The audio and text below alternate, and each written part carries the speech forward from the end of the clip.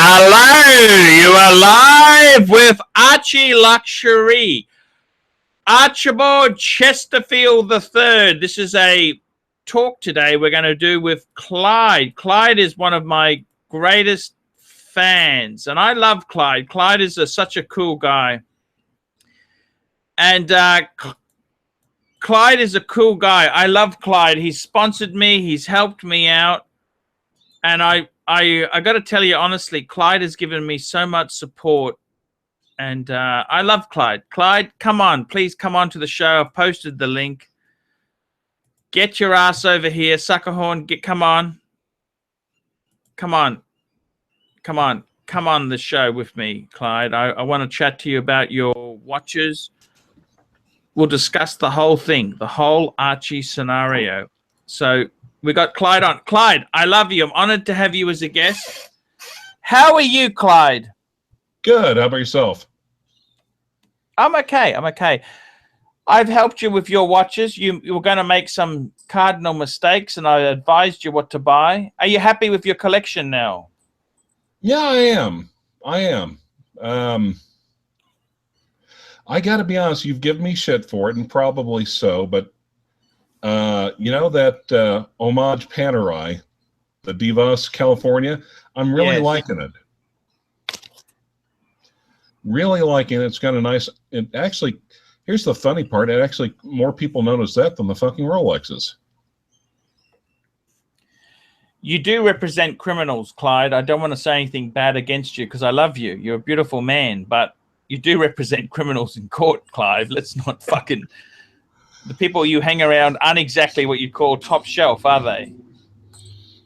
Well, no, actually the other, my Rolex wearing homies at the defense table also notice as well, because it's really different.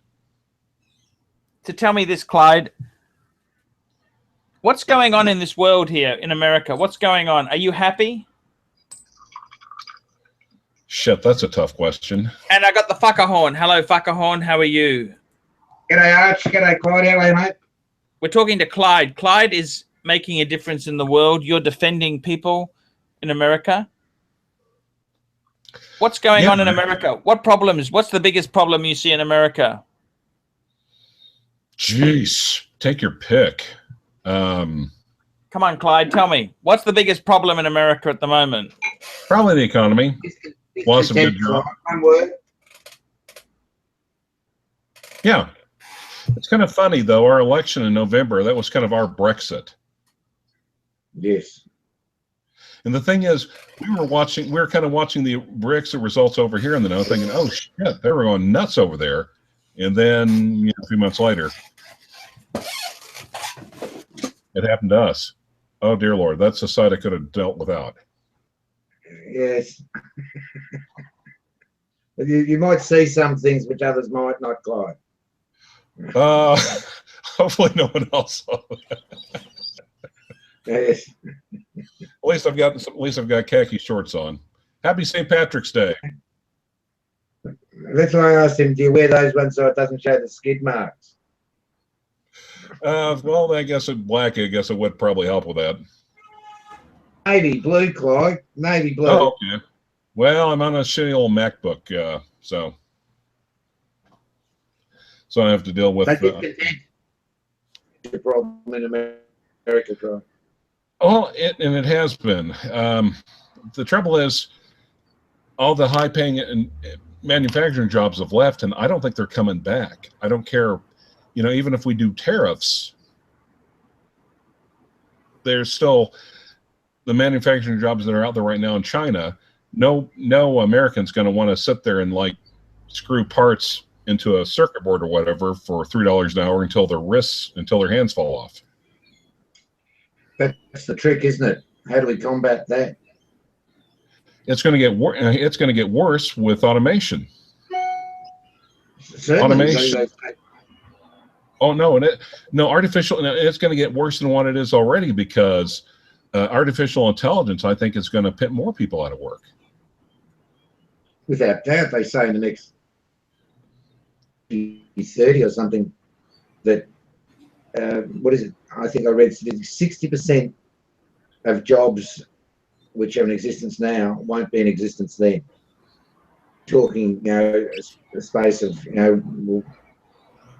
less than just over a dozen years before, and they said many people will be, many more people will be working from home, and using the computers to work from home. Like really, you're an attorney. Is there any reason why you couldn't? Is there any reason why you have to, attend a law court? When you could do an out-of-court session through video link? Well, to be honest, it's starting already. Actually, we have inmates. It's starting already because a lot of times we have inmates that are in custody, so they can't be there at the courthouse. So a lot of times it's done through a live video jail. So you're right. Regular occurrence, in this state, in the state of Victoria, and I'm sure in other states of Australia too. That's a regular occurrence. Right. Well, the trouble is, I don't think it's going to happen. Why is there, there's an example which may happen in the next 10, dozen years or so. You can conduct your legal practice from your office. You have a green screen behind you, and away you go, Clyde. Well, the thing is, it'll also go for clients, and I don't think it'll go for one important reason. I think the bondsman won't stand for it. If that happens, the bondsman will be put out of business. What's a bondsman? We don't have that terminology here. You pay a bond to ensure that you're going to show up in court. That's why they release you from custody. A bondsman basically places a surety bond on behalf of a client, and normally the client pays 10 or 15% of the bond to the bondsman. A lot of money there. I'd imagine. I understand what you're saying. We don't have functionaries that do that in Australia. It's delegated through the courts themselves. The courts, do that functionary exercise in Australia. As far as, we call it, bail. Bail, bond. Bail and bond is the same thing. Bondsman, post bail. So you anti-bondsman? What are you saying? No, he was saying, can we do it? No, Succoner was saying, can we simply do it to where you don't even have to show up to court, to where even the legal system would be the equivalent of work from home. And I was saying that wouldn't be allowed because the bondsman, the people who make money posting bail for criminal offense, wouldn't allow it. The bondsman would be put out of a job. But it's kind of moving that direction already. In a lot of ways, administrative hearings, like if you get caught with a DUI, driving under the influence, there's a separate hearing. It's an administrative hearing in front of the Department of Public Safety, to where a lot of times those are done telephonically. It's moving in that direction. Why clog up the courts? Hundreds of them happen every day. Why clog up the courts of that, they've blown over the limit, cop to fine. Mandatory in Australia, we have mandatory designations of being over the limit. If you're over the limit by 0.05, it's the limit here in Victoria. Mm-hmm. I think it's the same in Queensland where Paul lives. 0.05. Yeah, that's right. So if you blow over the limit, you'll lose your license, I think, for a mandatory 3 months. 3 months? Depending on how much you blow. If you blow 1 or something, you'll get 10 months suspension. 0.13, you'll get 13 months suspension. So the magistrate's hands are, are somewhat tied. As like if you caught, you blow in the bag, and you're over, you're gone, you've done your license. Well, there's no discretion. There's little tricks. We're kind of going round and round with the Department of Public Safety up here. They're using third-party parts for the breathalyzers, and they're trying to introduce evidence into court showing that these parts are in compliance, and we're objecting to it on an evidentiary basis. And so far DPS, we're doing better than we thought we would. But yeah, I don't want to get like too. I don't want to get. That's only a matter of time, so that's correct, isn't it? It's like getting compliance plates on a vehicle. Clive, You know, how bad is the ice problem in America? You mean meth? Yes, methamphetamines. Yeah, it's always been bad. It's hitting rural America too. It's like lower middle class. People get on it because they're working hard and they want that little extra something to get through the next shift. See, the problem is in Australia, our rural areas are being inundated by bikey meth. That's what's happening, and it's an absolute fucking scourge of society. I mean, you go back to the 1950s, we didn't have these nasty drugs, Clyde. No, I'm sure they had them, but not as many people are using them. Of course, I wasn't around in the 50s. It's a disaster. The Western world is heading to a big crash. Ice-fueled madhouse. Well, actually, over here, heroin's making a big comeback, believe it or not. That's a nasty drug. That's a very nasty drug, Clyde. Someone just mentioned that in the comments, Clyde. That was the major issue in America at the moment. You know, that was the major issue, that heroin's is resurfacing. Most insidious of all drugs is heroin. Insidious drugs. And heroin, here's the funny part. My experience so far is heroin is treated a little bit lighter than meth because of the circumstances behind it. Usually people have like chronic pain management problems, surgeries, injuries, whatever. They're being doctors throwing pain pills at them just right and left. Then they stop before they cut them off completely before the pain goes away, and a lot of them turn to heroin. We also mental health. If someone goes to hospital and a physician, you know, prescribes what oxycodone to them, or or some drug like that, you know, and you're saying, you know, they become, you know, addicted to that drug, so they revert to heroin. Yeah, I've actually got quite a few people, but it's also you're talking about problems earlier. Healthcare crisis. Obamacare was incomplete, fix at best, and with Trump getting Obamacare, the healthcare crisis is going to get worse here in America.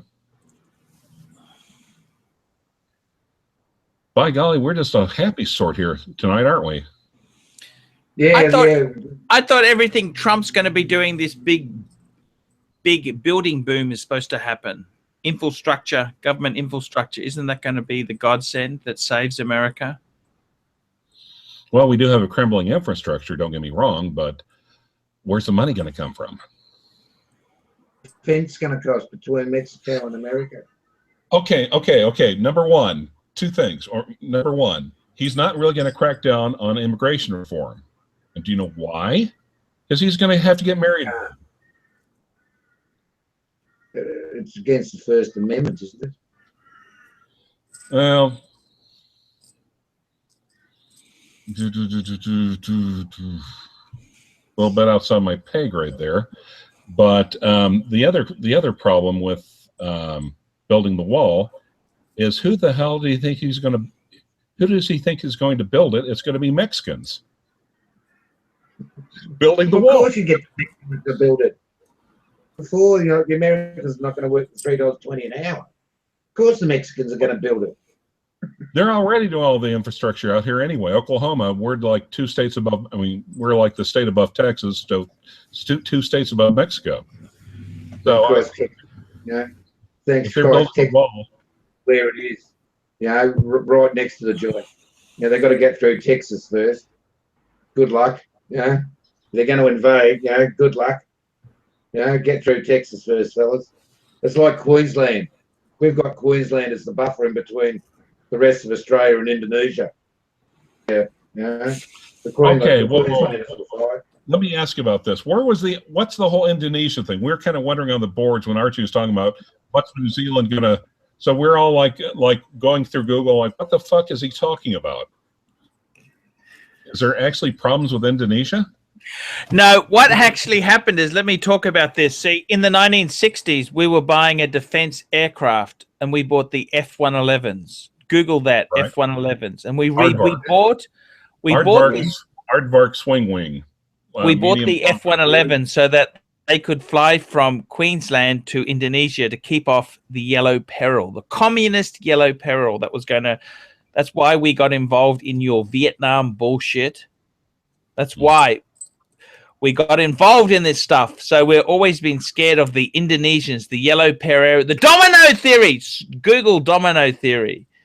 The domino theory where communism was going to come in and going to destroy the world. So that's why the F-111s were bought, because they could fly to Indonesia and bomb and return.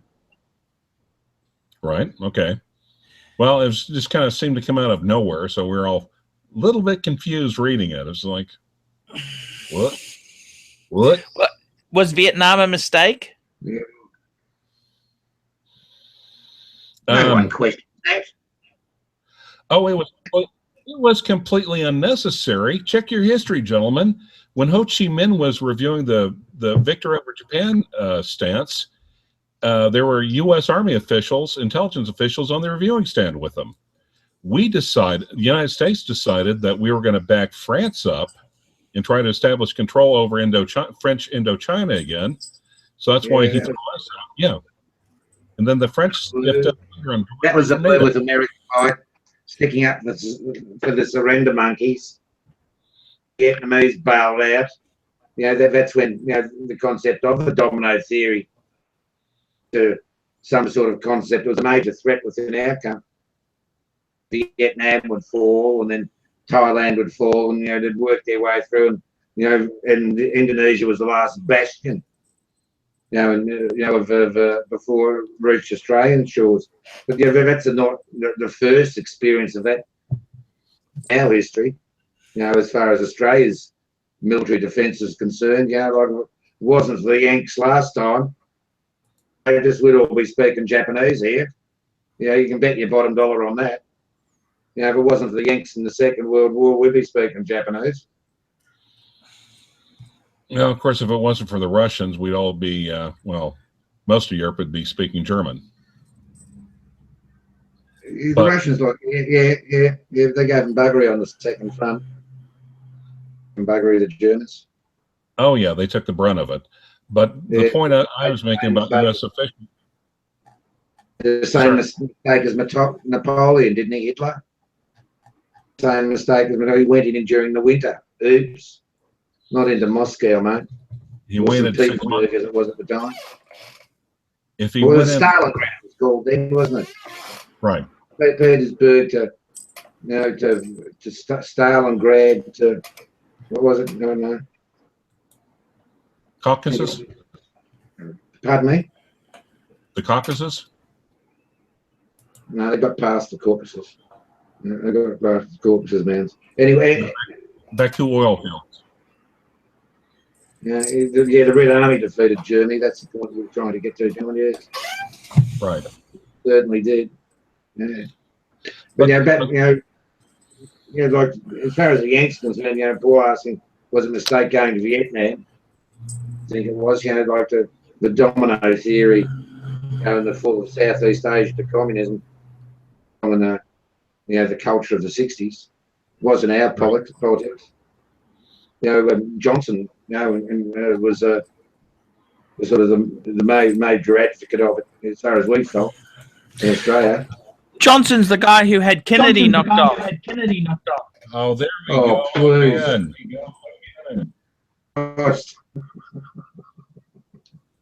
Oh, you answer. You want to answer that, Clyde?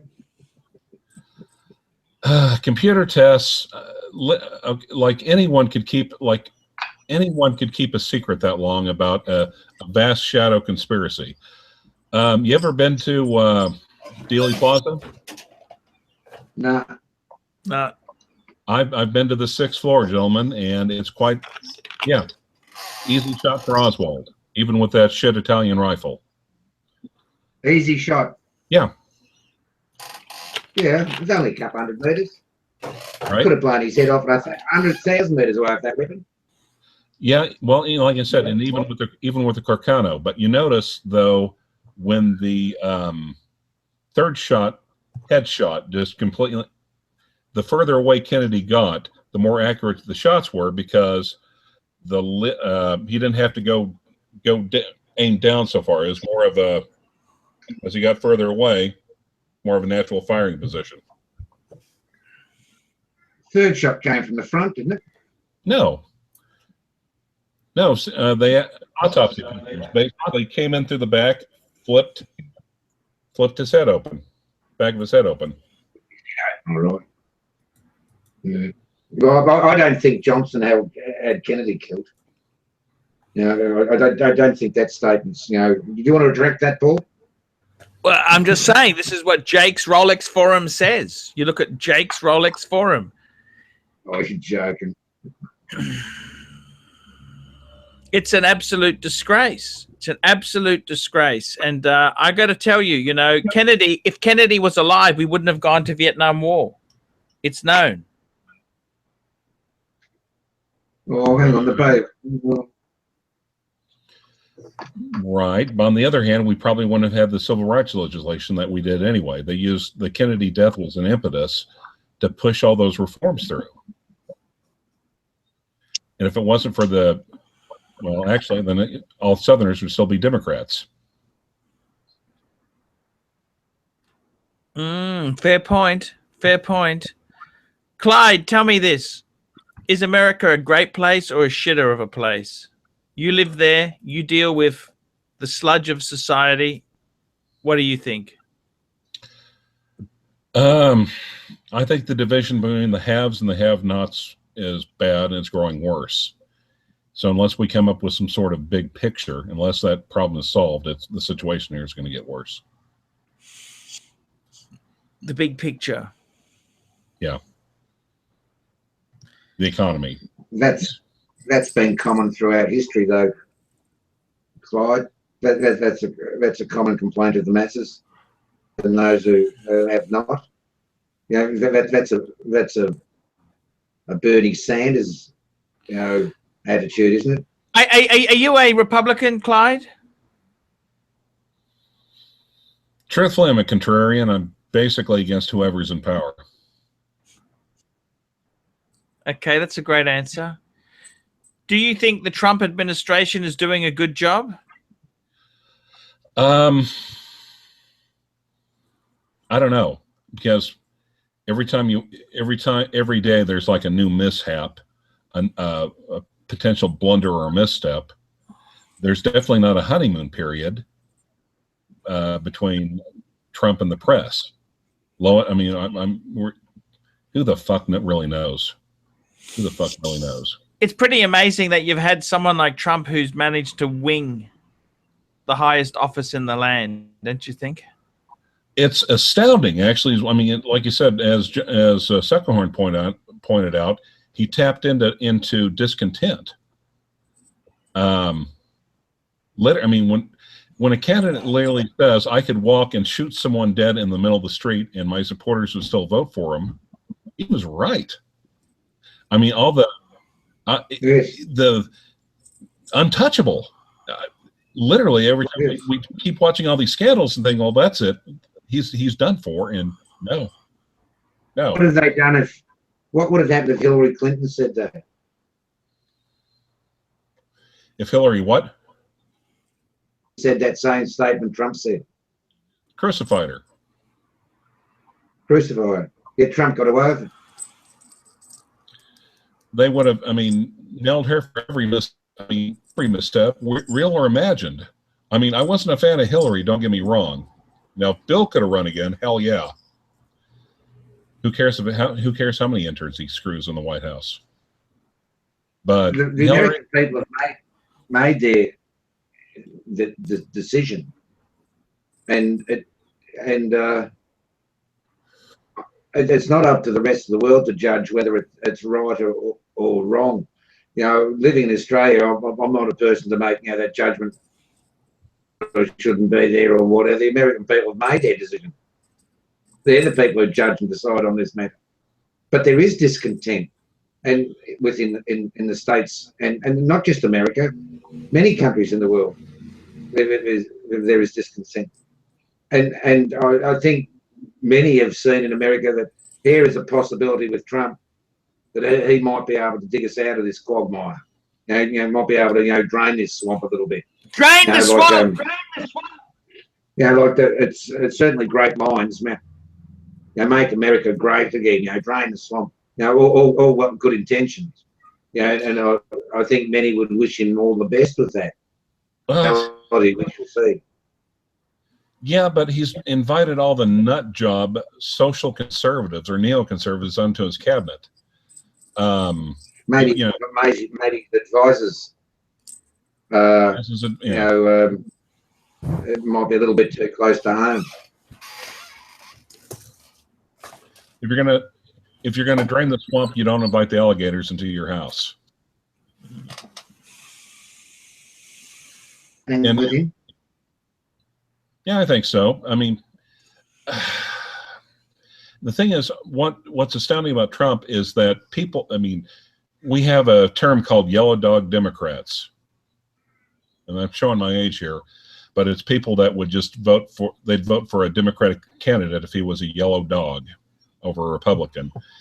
And Trump actually had areas of Kentucky that were staunchly Democratic for the last 60 years voting for him. Even Mitch McConnell was astounded because and it wasn't about politics as usual, it's tapping into the voter discontent. And I think the Republican Party is trying to claim it as a victory, and it's like, no, it's not. Trump actually went against the Republican Party leadership. And the more he imagine these people had bought homes during the crisis, and interest rates were 16 and 17%. And they borrowed, greater than the value of the mortgage rate of their property.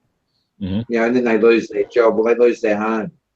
Well, that didn't just happen to one person, or it happened to whole suburbs, towns and cities, in America, and people's properties worth hundreds of thousands of dollars, were suddenly worthless, overnight, and families, and like that's some massive degeneration, breakdown in society where it gets to a stage where people become homeless, and the banks are forced to foreclose, and John, that's been to the credit of the state. John, you can buy a Corvette in America cheap. Clive, I don't understand why you don't go to your nearest fucking Chevrolet dealer and buy the biggest, nastiest Corvette you can get. Because I have to drive the Corvette through downtown. I'd have to parallel park the son of a bitch. Corvettes are so cool, don't you think? Yeah, if you're a drug dealer, I guess they're, well, no, that's harsh. Sorry. I'm not old enough quite yet for my mental age crisis, but I'm still saving up for it. You're going to get a Corvette? What are you going to get? Tell me what you're going to get. You got the fucking cheapest cars in the world in America. They're fucking amazing. Sucker horn. This guy here, you can buy a decent Corvette, 50 grand. 20 grand gets you a very good Corvette, can't you, Clyde? Corvette is a depreciating asset. Why would you want to put why would you want to put your funds into an asset that goes down in value? That's what I love about luxury watches if you buy right. Yes. Corvettes are cheap in America. You don't have any desire to go and buy a Corvette, Suckerhorn? No. Oh, sorry. Clyde, do you have any desire to buy a Corvette? Corvettes are so fucking cool. You guys in America are so... Forget the healthcare. Those cunts can go fucking die as far as I'm concerned. We've got free healthcare in Australia, but our cars are so dear. We're middle-aged. We're the fucks who would be dying. Oh, okay. Sorry. Oops. Oops. Corvettes are cheap in America. You lucky sons of bitches. They're one of the epitome cars in Australia, aren't they? I love Corvettes. I want a Corvette. I want a C5, okay? Top car, we regard them as... Did you know we sell Mustang? A new Mustang in Australia is about $70,000, Clyde. Holy fuck! Really? God damn! An old in Australia's, 30, 35 grand. When I was 15, my uncle had like a baby blue 65 convertible, and he sold it when I was 15. And I approached him last year, and I reminded him about that, and he said, yeah. I said, well, I just finally got around to forgiving you for that, Uncle Carol. Sold that son of a bitch when I was 15. Couldn't have held it for another year. They're great cars, don't you think, or not? Yeah, beautiful. Front ends are a little weak, but yeah. It guzzle the juice a bit. Now, if you get it, yeah, true. On the other hand, you can get a 6. Even back then, you get well, after the first generation, get a 6, and the gas mileage is a little bit better if that's your big thing. Trouble is, I get worried. Like that. Like fill her up, son. Yeah, and gas is cheap. Well, yeah, and gas is cheap. I can't remember the last time gas was like $2 a gallon, or under $2. We play close to that. 5 liters, Johnny. 5 liters of fucking. Yeah, 5. We play close to that for a litre. Really, $1.70, $1.60 a litre. Yep, $1.30 a litre in Oz, where I am. We'll drive up there and fill my car up. You're joking, aren't you? Trouble is, we're in the petroleum belt down here, so low gas prices is good for the rest of the company. But okay, let me just tell you this, Clyde. Okay, let me just tell you this. These are second-hand cars. Okay, you want to talk second-hand cars? Yeah. In Australia, right? Australia, which you love, right? I'm just having a look on some.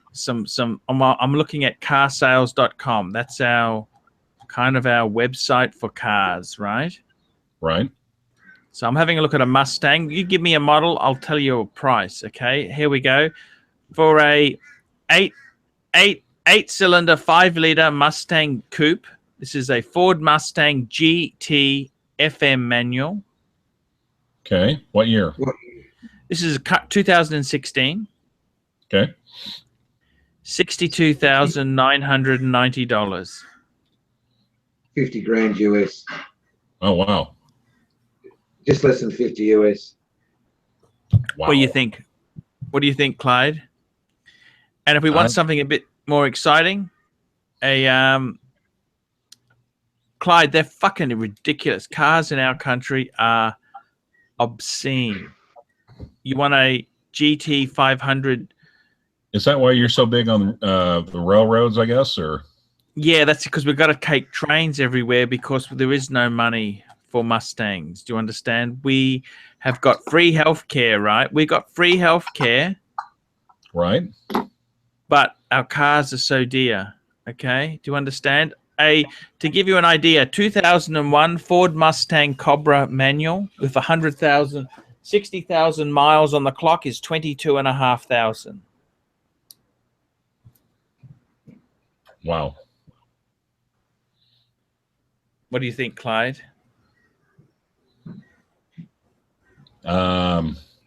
Expensive. Expensive. On the other hand, if you're lying in bed and renal failure because you're going to get health care, cost of Mustang's not quite as important as it used to be. How about here we go, Clyde. 2016, the 4-cylinder Mustang, the EcoBoost? Right. Well, yeah. It's a shitter. It's got a 2.3 turbo liter engine in it. Just a shitter, okay? Mm-hmm. 2016 with 15,000 kilometers, or 9,000 miles on it. You know how much? No. $49,990. Christ. 50. Of course. Thank you, guys. Of course, I was always taught you buy a 2-year-old car that's been well taken care of. Let some other asshole take the depreciation hit driving off the lot. Clyde, cars are so dear here. You give me a car. Tell me a car. You give me a car, I'll give you a price. Please, Clyde, tell me a car. Give me a car. Any brand, I will tell you what they're selling for. Give me a car. Give me a car. Give me a car. Okay. Tell me it. Ford F-150 pickup, 8-cylinder engine. Okay, so we're going for a Ford F-150. What badge did you want? Oh, just any badge? Yeah, any badge. Base Okay, model. series. There's they got the 1012, 1022, or MY model year 2005. What do you want? The second one. Okay, 2010, 22. 20 grand. Okay, you know what these are going for, Clyde? No. In Australia? What do you think they're going for, Clyde? That's an old car, Clyde. That's a very old car, Clyde. These are like 1990s. 45,000 Aussie. Nah. 30 grand. 30 grand. They're old, Clyde. These are old. Clyde. Actually, that's a bad example, Clyde. That's not a good example because they're just old dogs, okay? What year are we talking about? Give me a year, Clyde. A 2004 Ford F-150 Lightning Auto, 50 grand. How many miles? Shit, kilometers. Okay, here we go. 2014 Ford F-150 Tremor. It's got 10,000 miles on it. 6-cylinder, 3.5 liter turbo. Tiny little engine. $85,000. What? Big money. 2015. Here we go. 2015 F-150 Lariat Auto 4x4. You know how much, Clyde? 141,000. Yeah. I'm scared to make a face because I'm afraid IOI is going to start making a video about it. Give me another car. Give me a car. Give me a car like a Mercedes. A Mercedes. Give me a model of Mercedes, Clyde. Give me a model.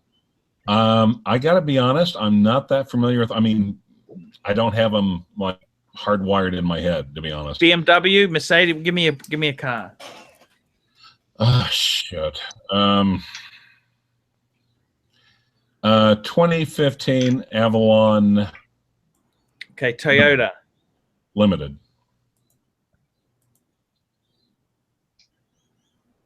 Okay, now Clyde, we got the Avalon. Yep, 20. Okay, here we go. Limited is the top badge here, I think. Oh, we got the Advantage Limited Edition Conquest. Is that what you mean? Well, it just says limited in our backs, but you know. Okay, 2000. What year are we looking at? 2000 and what? 15. Last year's 2 years ago. Actually, Clyde, let me just research that. Just hang on. Okay, Avalon from 2000 and Clyde, these are not good cars. You know that. No, these are boring cars, Clyde. I prefer to think of them as the Lexus for smart people.